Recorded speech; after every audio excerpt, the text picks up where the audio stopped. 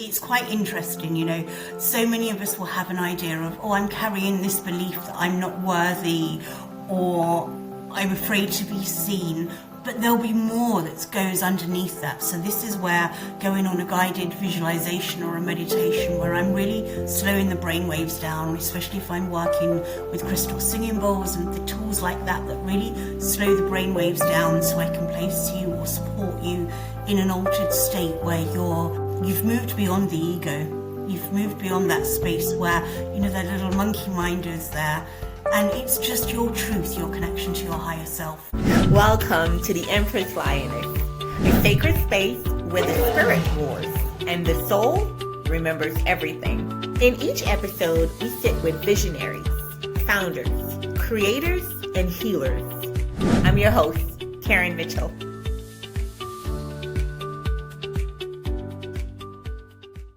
Welcome back, Radiant Ones, to the Empress Lioness Podcast, the sacred space where we unearth our truth, heal with intention, and return to the throne within. I'm your host, Karen Mitchell, CEO, healer, wife, mother, and visionary behind the DOE tribe, Daughters of Enlightenment. This is where we talk power, purpose, and personal freedom. And today's guest embodies all three. Nicole Shields is a soul practitioner of peace, a woman who doesn't just preach healing, she embodies it. As the founder of Holistic Serenity, she offers a sanctuary for women to detox from the chaos of life and return to their true nature. This isn't just wellness, this is remembrance. Nicole believes serenity is not a luxury, it's our birthright. And today, she's going to show us how to reclaim it. So if you've been feeling overwhelmed, unrooted, or disconnected from your body, this episode is your invitation back to center. Let's rise. Welcome, Nicole. Oh, thank you, Karen. It's so lovely to be here with you. Thank you for having me. Thank you for joining us today. So, Nicole, your work is called Holistic Serenity. What does serenity mean to you? Not as a concept, but as a lived experience. It's a great question. To me, it's really about coming home to yourself. It's finding that stillness. I think we live in such a busy world, not just lifestyles, but also social media. It's this endless stream of being bombarded with information, with people's views, energies, frequencies. And for me, serenity is finding actually the stillness within ourselves, to allow ourselves the space to come home to ourselves. And what I mean by that is just to embrace stillness in a world where there is constant noise, and we're expected to feed into that. Especially as women, we very rarely actually take time to just dial it back down to simplicity, to really just sit with ourselves, feel our emotions. If we're having a reaction or an emotion or something has come up, rather than suppressing it, it's about allowing ourselves the space to really feel it and to experience it and go, okay, what are you trying to teach me? What is the message here? What's triggered me maybe, or what am I in need of?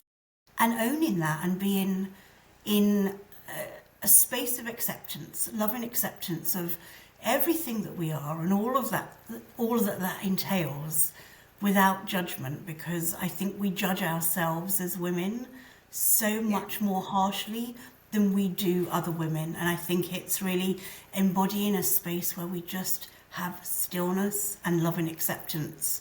And for me, that's serenity, inner peace, stillness, acceptance, and compassion. That is so awesome. So take us back to the moment where your healing journey began. Was there a break point or a sacred whisper that told you it's time to come home to yourself, Nicole? Many. It's been a life. I I am bet. about to enter my 46th year in in the next year, and I can honestly tell you it is an ongoing journey, time and time again. I must be honest, I grew up in a very progressive home. My mother was an alternative practitioner working with acupuncture, Chinese herbs, reflexology. I grew up around crystals. I grew up around sound. So for me, what we now deem as a lot more mainstream nowadays, in the 80s and the 90s, it wasn't. But for me, it was the norm. So I think, if I'm honest, I was always destined to walk this path. But every time I went through, I'm going to use the term initiation. Every time I went through a heartbreak, a grief, a loss, some sort of trauma, especially as women, we carry a lot. Yes. It was an, it, I want to say it was an invitation, because it is almost an invitation to alchemize that and to go through some layer of healing. And sometimes we don't, like you tend to find, especially when you're younger, you repeat the same relationship patterns. And I most certainly did, this need for acceptance and love and validation. And I always went for men that were emotionally unavailable or abusive on some level emotionally. And there comes a time when you keep repeating the same patterns, and you kind of have to be like, okay, this is not an external, this is coming from the internal. So what is it that I have not dealt with, or I haven't healed, or I haven't worked through, that is attracting me or attracting these types of people towards me? So yeah, it's been an ongoing thing, and I think healing continues. I left my marriage 2 years ago, and we'd emigrated from England to Ibiza, and I then made the decision to leave the marriage. It wasn't a healthy or safe space for me, and that took a lot of courage. To be in your 40s and you think your life is going to look a certain way, and I was already very well established with my business and what I do, but even then I had to go on my healing journey. So a year ago, I left Ibiza and I went to a tiny, tiny little village high up in the mountains of Spain. And I was kind of led there by my guides. And I just surrendered to the process. I didn't know anybody. And I've gone on my own healing journey again. It's life. It won't ever stop. No, you're absolutely right. And I found that doing this podcast, there are a lot of women that have went on those healing journeys. Me included. I just ended up in the jungles of Peru, and you're telling me that you ended up in the mountains of Spain. Oh, wow. Southern Spain. So was it like a small village of persons that practice this? And what is the name of it? So I'm in southern Spain in a place called Almeria. But I'm in a tiny, tiny little hamlet up in the mountains. I didn't know anybody. I was living in Ibiza. I'd spent 4 years in Ibiza prior to that, so that was completely different. But I just got guided here, and I had to trust in the process. It was this bizarre unfolding of events, and I couldn't understand at the time, why am I here? I've come from a place that is so multicultural, that's so open to my work. I'm in the middle of nowhere, but actually I needed space and stillness and to be grounded. Ibiza is very vortex, high energy, and where I am is it's nurture, it's nature, it's surrounded by mountains, and there's a deep stillness. And now, a year later, I understand this is why I was brought here, to re-emerge, I suppose, to relearn, reclimatize from this huge life change, and just find some stillness with it, find the serenity within.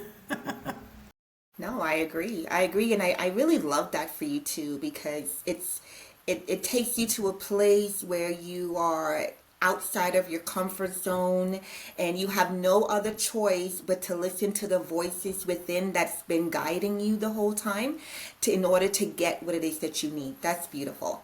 But I find that many women, they struggle with being in their bodies because of trauma, shame, or burnout. And what does true embodiment look like? And how can we begin to feel safe inside ourselves again? That's a great question. I would say it's not one thing rather than many things. And I think sometimes we look externally for very big, life-changing events or practices or rituals to create massive change. But actually, sometimes I think less is more, especially when we're talking about re-embodying ourselves, coming back from trauma. Especially, as women, I work with womb healing. We carry 7 generations worth of trauma in our wombs from birth. So our mother, our grandmother, our great-grandmother. So we're already carrying a lot within our DNA. And then, of course, the nature of the world we live in, I think especially women of a certain age, it's rare to come across a woman who has not faced some sort of trauma that has deeply impacted her, whether from relationships, whether sexual. And we have a tendency to disassociate and to suppress. So I find there's a lot of different practices depending on where someone is on their journey and what they're open to as well. This may sound silly, but it's a simple breath work practices and meditation practices for maybe 5 minutes, 10 minutes. It doesn't need to be overcomplicated. This starts to allow a sense of spaciousness within our bodies, within not only the physical body, but the emotional as well. When you're working with breath work, you're just opening yourself up. Movement is something that I work with a lot, whether it's on a rebounder or just simple dance to certain tracks, especially when you're working with breath and you're working with that intention of maybe releasing a certain type of trauma. Maybe there's a specific event that somebody has gone through. It could be, a sexual trauma or a childhood trauma. When you're focusing on that and your intention is to send love and acceptance and compassion whilst moving the body, you will be amazed at how much is released and how much we hold in our hips. So doing simple things like squats, and it sounds so simplistic, but I think this is actually the key. We overcomplicate things. So doing things like that, doing meditation, for me, ritual and practice is a very big part of working through that. And by that, I don't mean something really big and huge. My last year has all been about intentional and devotional mornings. And this is kind of what I've been guiding a lot of my clients and my students through as well. And by that, I mean creating a little bit of space before you're rushing out the door, where you're mindfully having your coffee or your tea, and you're just being in stillness, being in nature, just having a moment to breathe and connect. And then I may be doing a smudge, a smoke cleanse with Palo Santo or sage, doing a short meditation, or repeating some mantras or affirmations that I need for the day. If it's someone working through trauma, to really maybe have the hand on the heart, one hand on the womb space, and to just close your eyes and breathe. And I'm safe, I am held, I am whole. And you will be amazed at the power of breathing those power statements into the body. What a shift that actually creates. I agree. And then I like to do a card pull. Maybe read, pull some oracle cards for the day. What's your message? What do your guides want to tell you? Yeah. So when you add them up, it's actually very small practices. And yes, there are bigger things you can do. But to start this journey, actually, sometimes the creating the space for yourself to get used to the stillness and hearing, what is my body telling me? What are my emotions telling me? I'm really tense and angry today, or I'm really sensitive and on the verge of tears. Why is that? And it's in the stillness, really, that you sort of speak to yourself, you connect on a physical level, and you build that connection with your higher self and your intuition. And the more that you do that, you'll notice thoughts just come straight into your head. And it's often in our own voice. We especially when we're working with guides, spirit guides, for instance, or ancestors, we expect an external voice. And so often it comes in our own, so we discount it. But the more that you embody this stillness and allow yourself the space, the more you start to recognize, oh, hang on, this is coming directly from Somewhere either a else. guide or my higher self, and you start to Yeah. recognize it. I will tell you because I'm now getting into all of that, and I believe that astrology plays a huge part in who we are as human beings, spiritually and physically. Um, and with that being said, you spoke about oracle cards and spirit guides, and I honestly believe, because I will tell you, they led me here. I I am just surprised by how it's working out when I stop and I do my meditation and I do my affirmations and just take a minute to breathe and appreciate being in the world as a human, but also connecting to my spirit energy. What do you say to people that think that, astrology is not the blueprint, the book for a new child? Because they always say you didn't come with manual, but you did come with a manual. I believe that we all came with manuals. Um, and what do you say to persons that believe that spirit guides and oracle cards are evil? Well, that's a very good one. I think that this touches on religion. My belief is, and I work very much with Mother Mary, Mary Magdalene. They are a big part of my daily practice. And they existed, and Mary Magdalene and Yeshua or Jesus worked very much together and had very powerful teachings. And they very much taught this wisdom, this knowledge we have within us. Unfortunately, the church later came and changed everything and rewrote history. And it's not to discount anything to do with religion, because I myself have a very beautiful and strong connection with God, with Jesus, and that's a big part of my work. But I do understand that Christian teachings and Catholic teachings hold, a different view. That's not to say every single church operates that way. There's been churches where I have done sound baths with angelic Reiki, and they were very open. But if someone has been taught that, I would say go within and listen to your own intuition, because your connection to God, your connection to source, call it what you will, is so strong that you can trust whatever guidance is coming through. So really feel into that. Do I feel like connecting to God or Mother Mary or whoever you may like to work with is wrong? Does that feel bad in my body? And really connect to that and listen to what's coming in. Use your own discernment. And it's a very good question, and it's a very grey area, especially when maybe you've got somebody who's been brought up in a deeply religious family and everybody is very specific on the right or wrong. But the one thing that I can say to anybody, especially if they feel that way or hold that generational fear, as so many of us do, to go within, because ultimately that's what God has taught us through all religions. I'm there, I'm within. So you have the ability to really connect to God, to feel Him in your heart, and to feel what is right. Your intuition and your own discernment is worth something. So to trust, if nothing else, what you feel innately throughout every fibre of your being. That's great, because I've been struggling with that myself. I'm originally from the Bahamas, and they say we're a Christian nation, and we are to some aspects. I am no longer religious. I used to be very much involved in the church. And I think the church, I compare it to a hospital. When you are broken, when you feel like there's nowhere else to go, I think the church is a great place to go.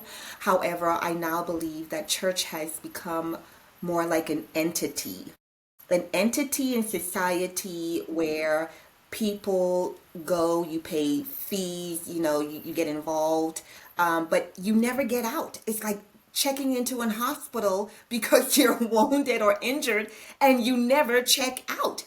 And I believe that it was not meant to be that way.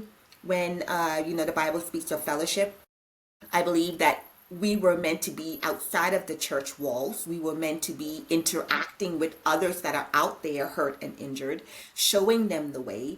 So I think I'm more spiritual than religious, and I love that. And even though I went against the grain, for me, I did what you said. I listened to that voice on the inside of me, Beautiful. and I shut out the noise that was on the outside telling me that it's wrong, I shouldn't do it, because something on the inside of me just felt like this is the right way to go. Nothing over there made sense. Everything is coming together now that I've started this journey. So I know you do extremely powerful work around subconscious healing, and this is something that I am very much interested in. So, what are some of the silent stories women carry that block them from healing, and how can we rewrite these stories? What an amazing question. We really do whole it, and it's huge. My goodness, we could dedicate 20 episodes to this alone. I know. We really could. My belief, especially with the womb healing work that I do and the work that I do with Mary Magdalene, my understanding from having worked directly with her and sacred places, her and Yeshua, I always call Jesus Yeshua, they were the embodiment of the divine feminine and divine masculine. And they were really quite patriarchal in how they held teachings. And it was all about moving within. The answers were within. Mary Magdalene wrote Gospels. She taught alongside Yeshua. And all of this has been written out by the churches. She was a very fundamental part of the teachings that Yeshua led. I'm actually due to do a retreat in Egypt following some of the path that they journeyed together at certain sacred sites. But it kind of does start with Mary Magdalene, actually, because that's really where women were written out of religion.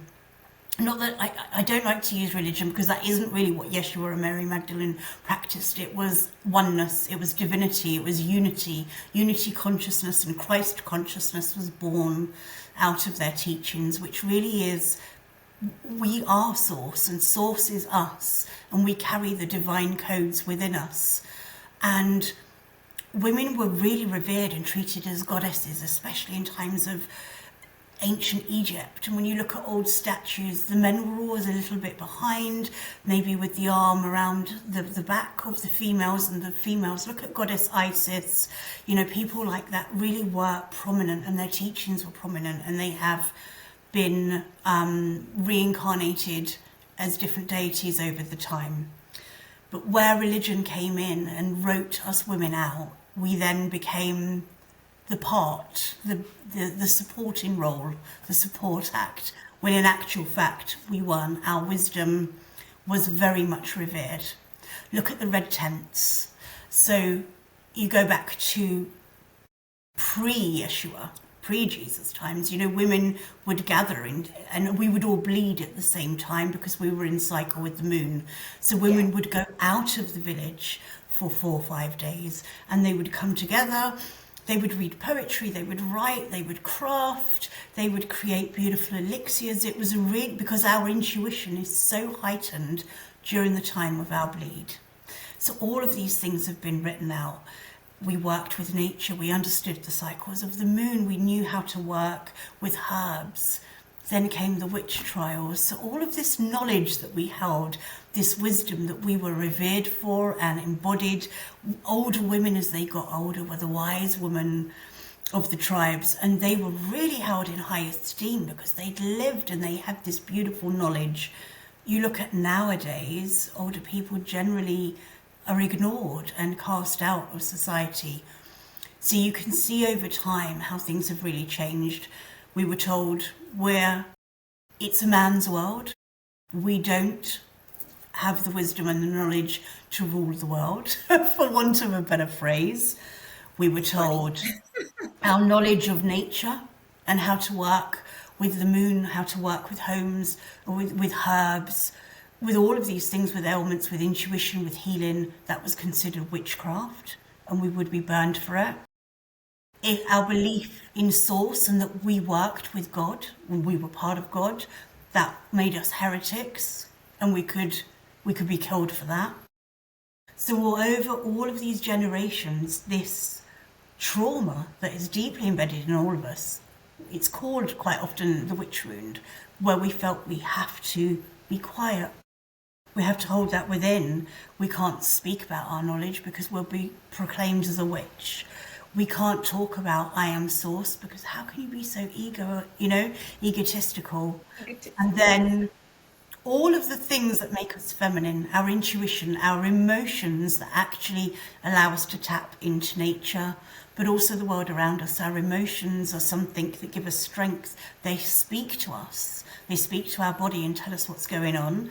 As the years have gone on, we've been taught that's your weakness. A woman goes into the workplace, her emotions make her weak. So all of this, so we shrink, and we've hidden our feminine essence.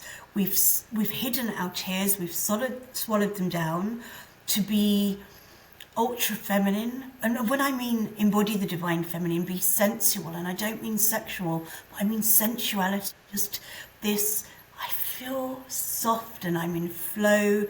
This has almost been beaten out of us as the years have gone on, and it's a societal thing. It's not just men, because we're very much part of the process that's happened.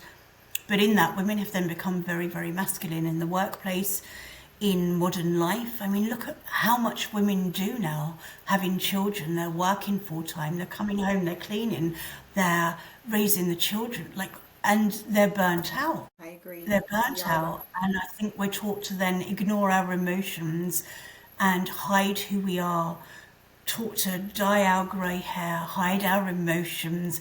Then comes menopause, and that's something to be ashamed of, when in actual fact, to my mind, this is the most empowering time of our lives, that we need to be standing up and going, oh, I've gained all this wisdom, my body's changed, I've birthed children and ideas, businesses into the world, and I have something that is to share, something that is worth hearing. And it's slowly coming back, but unfortunately we carry all of these wounds very much deep within us. It's a lifelong job to start unpicking which stories are societal, are programmed, past life, generational. It's a big job. Yeah, it is. And I tell people all the time, take a look at Mother Nature. You know what I mean?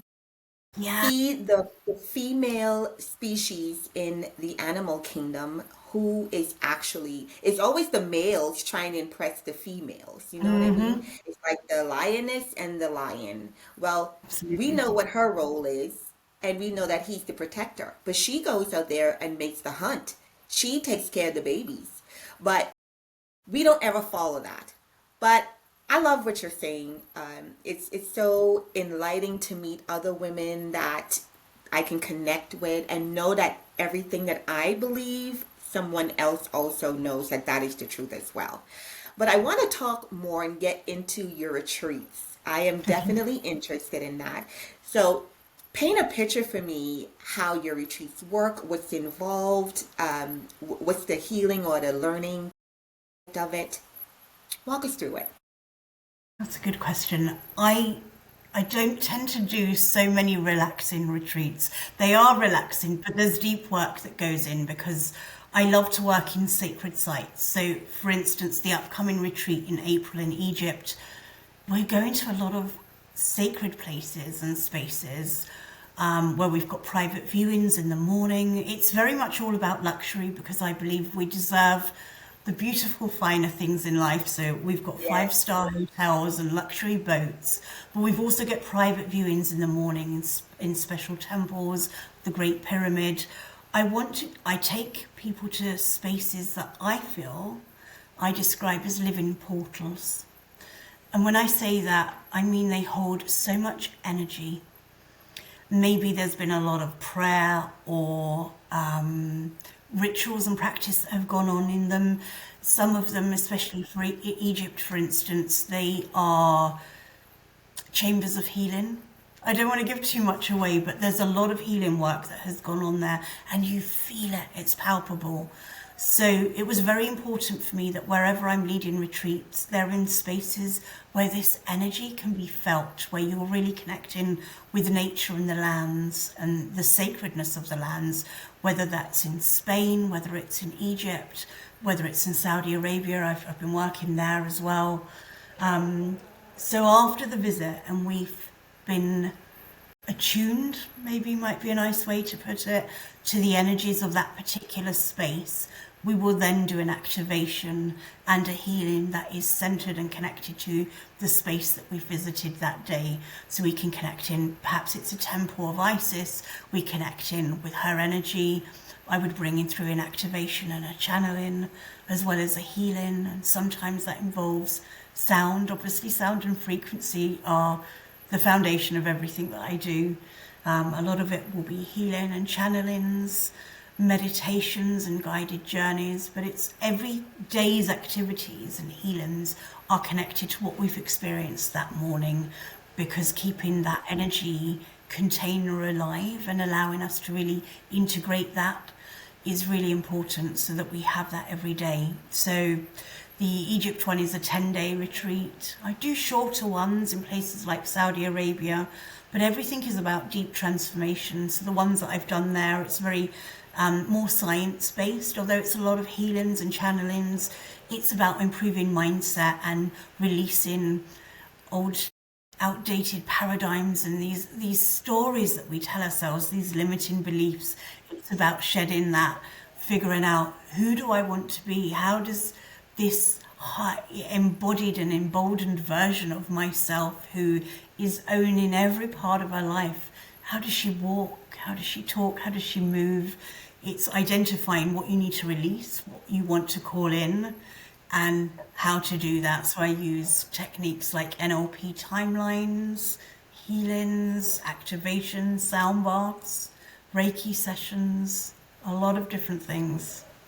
So I want to know, what's the difference between managing those symptoms and actually healing? Because we do that so well in society, right? We can manage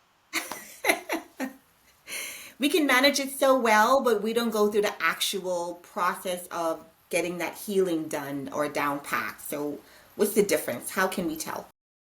The first thing is actual identification, because it's quite interesting, you know. So many of us will have an idea of, oh, I'm carrying this belief that I'm not worthy, or I'm afraid to be seen, but there'll be more that goes underneath that. So this is where going on a guided visualization or a meditation, where I'm really slowing the brain waves down, especially if I'm working with crystal singing bowls and the tools like that, that really slow the brain waves down, so I can place you or support you in an altered state where you've moved beyond the ego. You've moved beyond that space where, you know, that little monkey mind is there, and it's just your truth, your connection to your higher self. And when you're in that space, you can identify, okay, there's a memory coming up. Okay, this incident that happened when I was 10, or something my mother said in passing when I was 12, that somehow I've taken in and embodied. For me, for instance, a great example, my mum would always say to me, I'm too sensitive. And I really carried that for many years, until, you know, maybe the last 10 years, it dawned on me, oh no, actually my sensitivity is my superpower. You have to go through this process of understanding that. So the first thing is the recognition and the understanding, where did this come from? How is it holding me back? And once you're clear on that, and this we do through a guided visualization, sometimes it's through a mixture of tools with Reiki combined, as well as a visualization, a little bit of NLP, where we're rewiring the mindset. And you'll then, maybe there's specific instances where something happened to anchor this into the body. So we then go to that timeline where that happened, and you're then in a safe space. You're Karen now, you know, as you are, but you're nurturing young Karen, where someone said or did something to her that she's held for all of these years, and you as now Karen are holding her, and you're telling her she's safe. It's safe to let that go, that belief, it's not needed. You'll be amazed at how powerful doing something like this in a guided room, in a guided setting can be, where you're then letting that go. And we use different ritual and methods to really let that go with love, with compassion, And then you start focusing on, okay, what do I want to call in? How do I want to transmute that? How does Karen now look and feel that she's let this limiting belief go? She knows it no longer serves her, it doesn't define her. How do her relationships look now she has a reinforced positive belief? How does she hold herself? How does she walk? How does she move in the world? And with NLP and different techniques where you're seeing this, and I take you through visualizations where you see your life on or almost like a big movie screen, and you step into that, you feel the emotions, you smell what's around you. It's a very vivid, an alive process. I think that's probably the best way I can process it. And then we take you forward in time. So now what does Karen look like 5 years in the future, 10 years in the future? Okay, and it's a whole process. It's not a quick 1 hour. This is why these retreats have to be done over 5 to 10 days, because we're not dealing with little things. We're really going into the depth of these limiting beliefs that we hold on to, and that cause us a lot of pain in life. Yeah. And you know what? it's like it's the healing journey. I think that's why they call it that, because I feel like you never actually end that journey, because as long as we're living, we're going to continuously go through that journey of healing. It's just learning how to deal with it a lot better, a lot smarter than we previously dealt with that. So, what is one myth about healing you wish every woman would unlearn? That it's a quick process. People seem to think I've gone to a few sound baths, plant medicine in Ibiza was obviously a very big thing. It wasn't for me, it's not my journey, but you would have people that would just do endless ayahuasca journeys. And at some point, not only is it an ongoing journey, but at some point, if you're doing the same practices over and over again and nothing is shifting, you have to start to think about, what am I not integrating? What am I not listening to? What am I not really accepting and letting go? The healing journey, you hit it on the head. I don't think it ever ends, because life happens. And also, I've certainly noticed this with myself this last 2 years specifically. When you work on something, a deep-rooted trauma, the body's like, great, you've just peeled back one layer of the onion, so I can now get to what was feeding that issue underneath. So then another thing comes up, and another thing, and it's allowing it. Some people say, I've done so much work, why am I so emotional this week? But you've allowed yourself the space to start releasing, and a lot of the trauma and the pain that we hold on to is not our own. We do carry our mothers, our grandmothers, our great-grandmothers. We also carry, especially as women, the stories that we were told growing up. And don't forget, we live in a very different world now than our mothers did. We're travelled, we move around the world, we mix with different cultures. The times have changed hugely. A woman's role has changed. And so we're still holding all of these outdated paradigms and stories and beliefs that are held within the body, and that needs to come up, and that we need to allow time for that. It's great, because I know when I start talking about my healing journey, people notice a change in me, and I think that change came because I was intentional about my healing. I've done ayahuasca, and while I was doing ayahuasca, I found other persons there that also had done ayahuasca more than once, but they weren't actually getting what they needed from there. Because when you go to a place like ayahuasca and you're closed, you're not going to get what you need. You have to be open. You have to learn how to expect the unexpected. And I think for a lot of people, we're afraid to completely be vulnerable, because that's what it's going to take. Or we're afraid of the unknown. We're afraid of what to expect.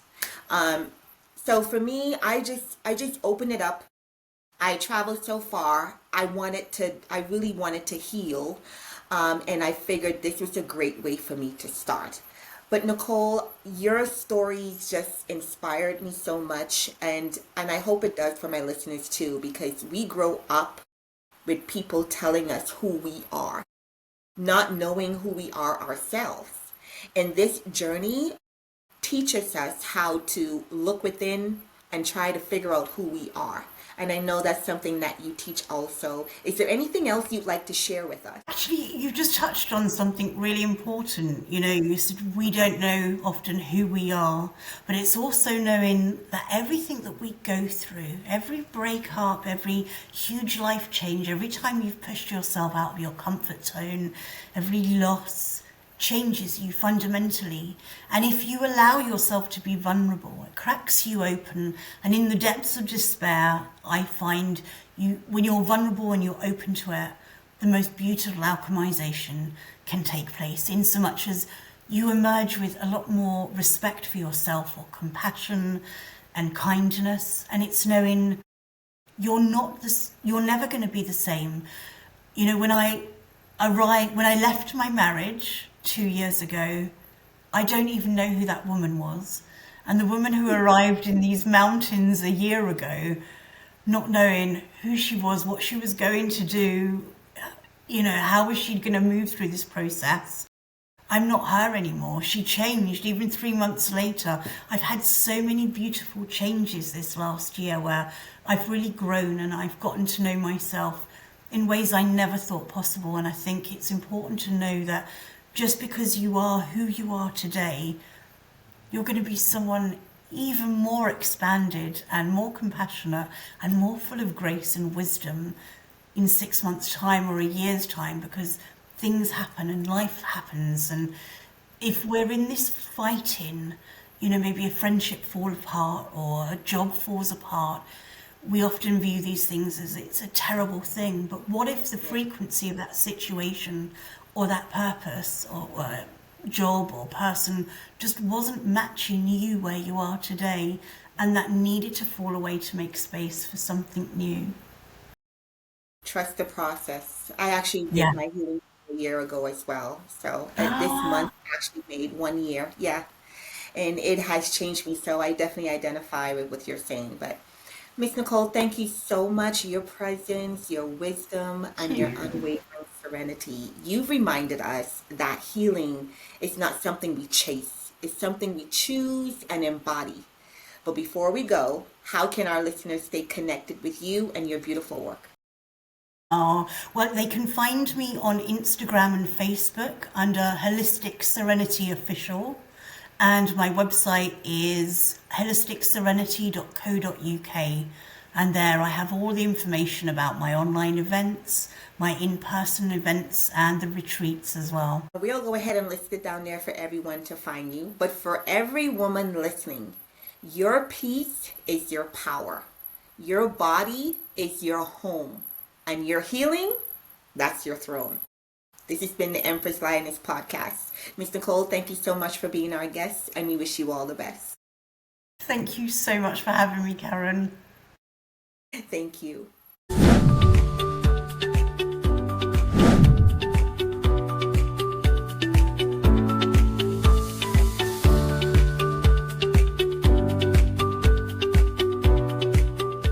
I'm your host, Karen Mitchell.